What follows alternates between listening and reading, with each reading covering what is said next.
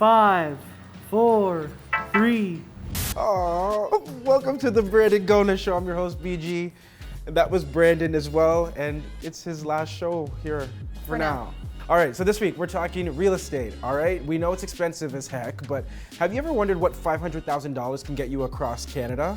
Then we're also gonna talk about co-ownership, as in, would you consider going in on a house with a friend or a family member? Plus, I have a one-on-one this week with TikTok's favorite real estate broker, Bethany King. Then we wrap it all up with a doing too much moment about somebody who was just doing the most, doing the nastiness on a plane.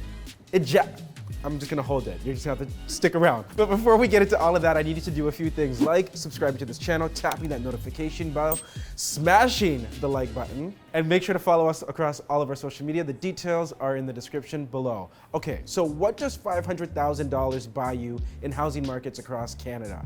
What do you think it gets you in Toronto? A box. A recycling bin on the corner of Listen, Queen if you and can rent that Bathurst. out, you got residual income. So we all know that housing costs are out of control. And according to the Toronto Regional Real Estate Board, listen to this. The average price of a home in Toronto is currently about $1.3 million. We hit the streets to ask you guys how you felt about Toronto's housing market, and yikes, you had a lot to say. Roll the clip. How would you describe Toronto's real estate market? It's really high, it's very expensive. Sucks. A scam? Property values are increasing really quickly. I've just been here for 2 years, and it's just amazing how much equity I've built in my property. Minimum wage, you get 15 an hour. With 15 an hour, how much you bring home, and plus tax. You're gonna live the rest of your life paying rent. That's all I'm gonna say. If you didn't own a house, would you ever contemplate like maybe buying with a friend or a family member to get in? We did buy with a family member. If you didn't do that, would you have been able to get in? No, not at all. Not myself, but I recommend that for my kids because they're getting into the market. I don't know how they can get in without help. How come you wouldn't do it yourself? I don't need to. Okay, all right, no girl, listen. Bro, I'm already talking with cousins and stuff about that. Like, You're already talking with yeah, but I don't know, man. It's just complicated. You know what I mean? Why? Because you have to trust them. You have to trust them, and plus, there's a lot. Yeah. What advice do you have for people out there who are struggling to get in? Get creative, maybe find a family member or move to the outskirts where it's a little bit cheaper. All right, so now according to the Canadian Real Estate Association, this is not just a Toronto problem. No matter where you go across this country, things are expensive. In fact, the average cost of a home in Canada back in December of 2016, it was about $470,000. Oh, really? Now, in less than 6 years, the average price across the country, That's like $1 million. $816,000. It's almost double, and of course, a lot of that is led by Toronto and Vancouver because of how expensive it is. So we thought, okay, if we took $500,000, because if you make a base salary of about $50K, that's how much you'd be able to afford, what could that get you across the country? Deb, you did some good research. Let's talk about Calgary. That house looks good. It is beautiful. That's a house I could justify spending $500,000 on. Okay, now let's compare the same thing in Toronto. What do you get in Toronto? Beautiful little condo that you're looking at on the screen right now. What is that, a 1-bedroom, 1-bathroom? Well, not only that, like the odds, like you said, of a bidding war, it's downtown, right? So if you're familiar with Toronto, you know it's gonna go up. Okay, we can't leave out the East Coast, so Newfoundland.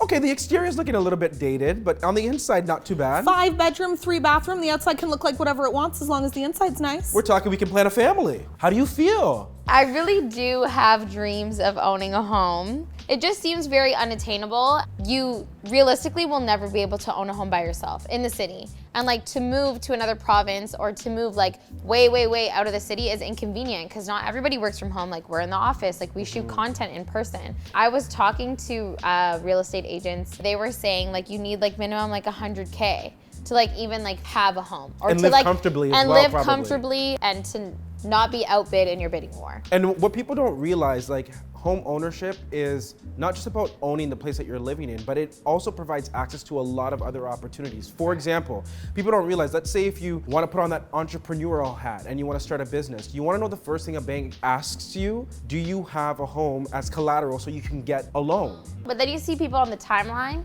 who are like, oh, owning a home at 21, they live in Texas. Yeah. So they're getting like a 3-bedroom home for like 200 grand. 100%. Not even. My cousin lives in Rochester. Her 3-bedroom house she bought for 80 grand. Nothing. thing. I know. And that's only 4 hours from here. It is more difficult year after year. Some people have been blessed to be able to get there, but it's not easy, but there are ways. And I'm so excited for our interview that's coming up in a few minutes with Bethany King, who is, blowing up on TikTok, giving all the best advice. So you want to keep it locked to that. But also just let us know right now, like in the comments, how do you feel about these sky-high home prices and even rent prices? And while you're thinking about that, think about this. Would you consider co-home ownership? Would you team up with a friend or a family member to buy a home if you couldn't do it by yourself? Yes. Okay, yes or no? Very hard no.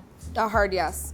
Would I consider it? Yes. Okay. Even though as houses are getting more expensive, I want to tell you about the study, okay? They found that a third of 18 to 28-year-olds have plans to buy some real estate in the next 5 years. The study also found that more than 1/3 of Gen Zers are planning to co-own a home, meaning they will go in on buying a home with a friend or a family member. I think it's the best thing, and I think if that's the way to get in, you get in. Because I think the longer you wait, the more you're gonna wish that you got in. No matter what you can buy, whether it's that rock up shop ting on the side, whether the roof this is the start of falling a in. rap? No, I joke. You don't want to buy those things, but you want to, if you can get in, and if it's with somebody that you trust, it might not even be somebody that you trust, but always have the legal work done. But why did you say no? Because I've lived with family members and I've seen roommates and all these things. You're never gonna agree or live the same with somebody else. What are you saying over here, Dev? People have been doing this different cultures forever, and like, Check Brampton. Is that you from Brampton? But it's smart. it doesn't necessarily have to be a situation like you said where you both buy the house and you both live there. One of you can live there and the other one can rent it out, or you can both live there short term until you've paid that off, because now you have double the incomes to pay that mortgage. But here's the thing. There's always going to be risks on any type of investment that you make, whether that's stocks and any type of asset. There's always going to be risk of depreciation or it not increasing in value. The increase in prices of homes in this country, it has continuously gone this way. Rarely has it ever gone this way. Has there been a few times? 100%. Has it been disaster for a few folks? 100%. But have more people benefited from the housing market in this country than have not benefited? 1,000%. And equity, my people, is the best thing you can tap into, and that really is the best way to create generational wealth. Anyhow, rant done, but let us know in the comments, have you considered sharing the cost of a home with a family or a friend? We want to know. Continuing though on the real estate flow, good line there, Dev. We thought, why not bring in an expert who we've been teasing all show long to give us the inside scoop. So this week, I sat down with TikTok's favorite real estate broker, Bethany King, and we talked about everything to do with this crazy real estate market, from the rise in the cost of homes across the country, to the new trend of co-ownership, to the potential. Some people have been talking that there could be a real estate market crash. We'll find out, so let's bring her in. Like, genuinely, if you don't have money, like, life is not fun. This is Total Facts, and this is why I quit my job. Sending lots of love to this girl, though. If you don't follow me, then here's my story. I quit my government job to go into real estate, and it's quadrupled my income. If you do what society tells you to do, go to university, rack up all this student debt, go work a corporate job, get a car, rent, you are never, ever going to get yourself out of this rabbit hole and make any significant money in your life. Bethany King, thanks so much for joining us here on the BG Show. Thanks for having me. Well, I mean, you know everything what's happening in the real estate market. Like, you are the girl. You're the go-to girl. Thank you. Thank you. So let's just dive into it. I mean, can people jump in right now? Or is it going to dip even more? Well, yeah, we did see a slight decrease in pricing, but keep in mind, we went from our average home price of 1.34 to 1.29. Okay. So you still need more than $1 million. It's still over $1 million, yeah. And the reason why we're seeing a decrease is because our interest rates started to go up. Okay, I want to get into the juice here because co-ownership, right? We talked about this a little bit earlier on the show because there was a study saying that a lot of people are leaning into this realm or thought or idea of co-owning with a friend, a close friend, or a family member. Is that something like you would advise to do if you can't afford to buy something by yourself? Yeah, absolutely. That's pretty much the first thing that I tell new clients all the time. Because, banks and lenders have their own calculations as to how much they're going to lend you. And it's usually based on how much money that you make. And where we live in the GTA, we have like an affordability crisis where our salaries don't add up to the price of homes, right? Back in the day, 20 years ago, 30 years ago, our parents could go to university, get a job, and buy their forever home.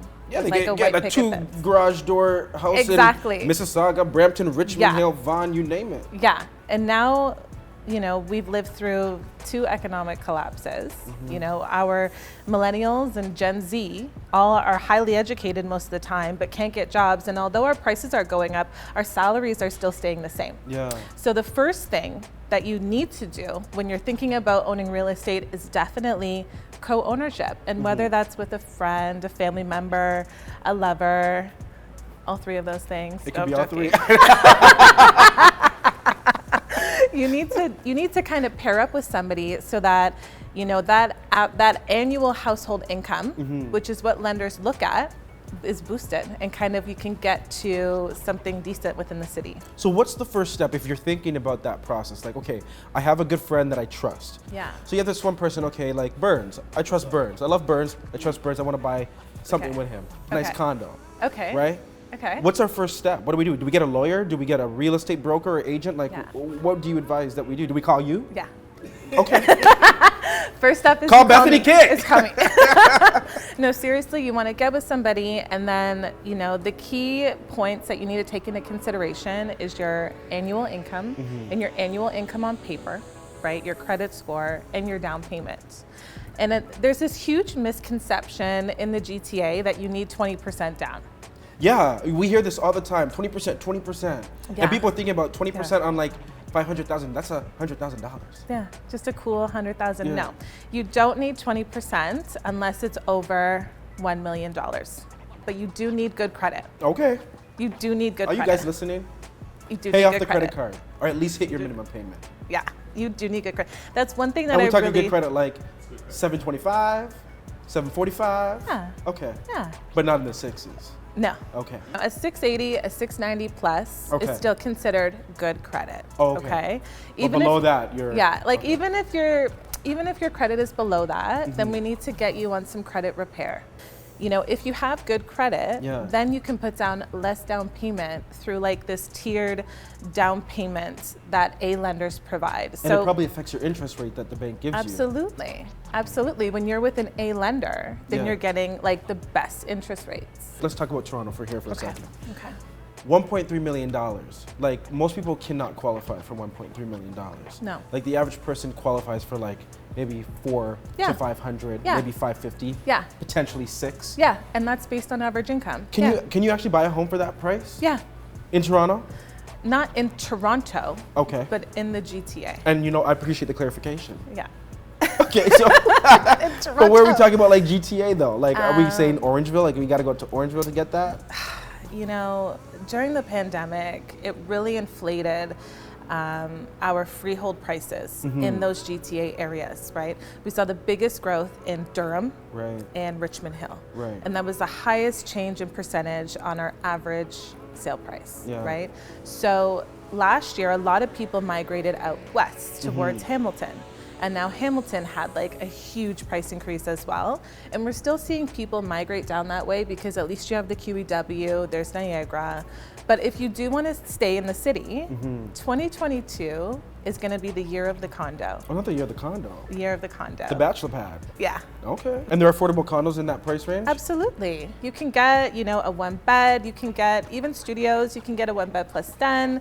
It really depends on like the exact area, but there are opportunities within the city, of course. But it's about expectation, would you say? Like, do Yeah. people, like, because everybody wants a Yeah. dream home when they Yeah. first buy. Yeah. But is that Yeah. possible to get your What dream kind home? of home do you want? What's your dream home? Oh.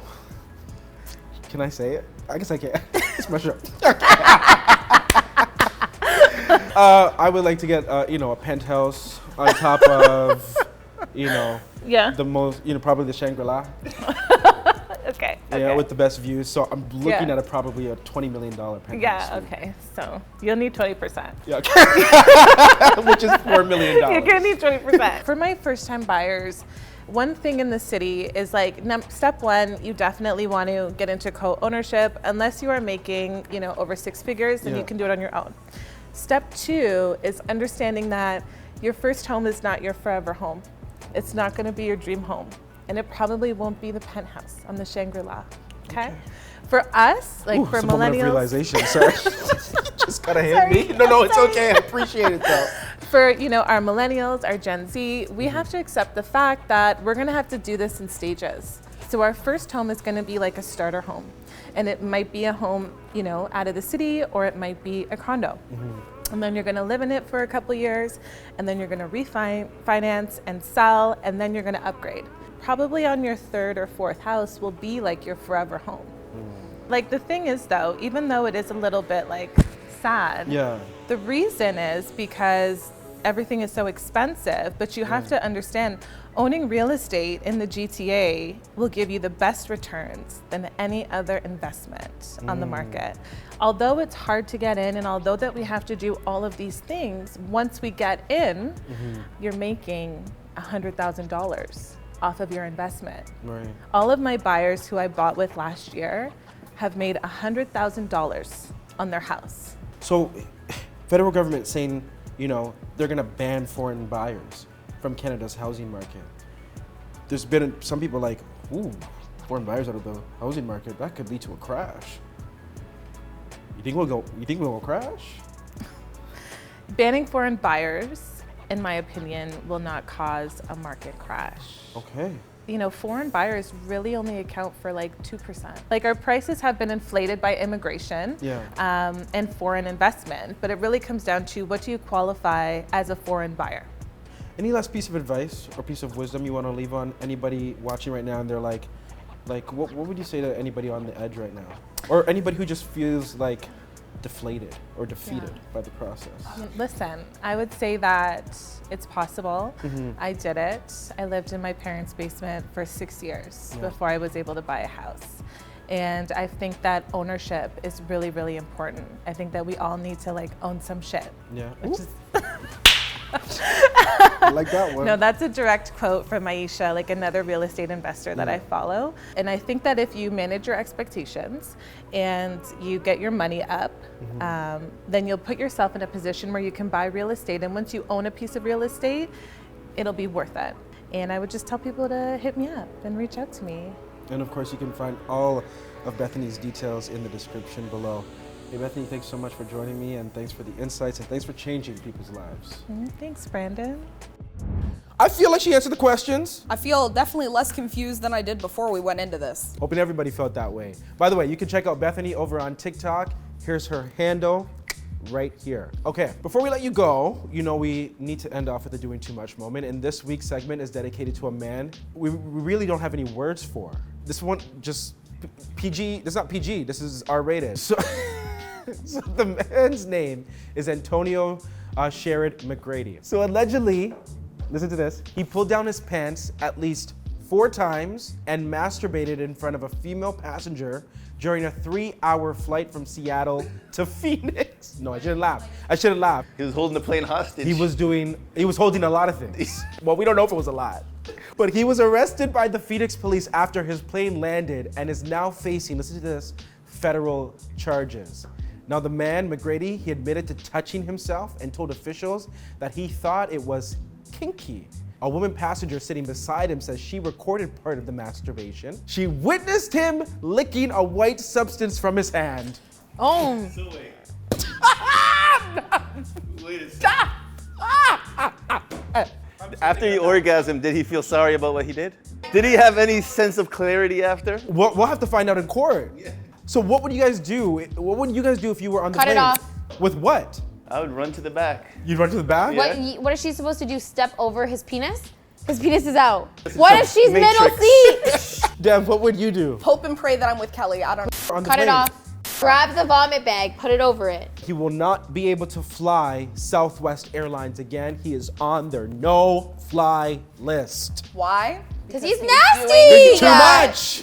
And he was nasty. Take that in. It is what it is. Do what you want with it, and we'll try to find maybe a less disgusting story for you next week. Before we let you go, I do want to let everybody know that it is one of our amazing senior videographer and editor's last show with us, BA. He's been here since early on, and he's moving on up. No, he's not moving on. He's moving somewhere. I don't know if he's moving on up. He's moving somewhere. What we do know is that we love him. Want to thank him for everything he's done to make our show better, and we're really gonna miss you. I've been trying my best. Hopefully Come I wasn't on doing over too here. much. You are doing the most, and that's what we love. No tears. But a reminder to subscribe to this channel, tap that notification bell, smash the like button, and we'll see you same place, same time next week. Thanks No, guys for next watching. week is Easter. Oh my goodness. Thanks, Kelly. We won't see you next week. We'll see you at the end of the month. Happy Easter. Hey BG Squad, thanks so much for checking out our channel. And listen to this, we have more great content for you, like this video right here and this video right here. By the way, don't forget to subscribe to this channel right now and tap that notification bell.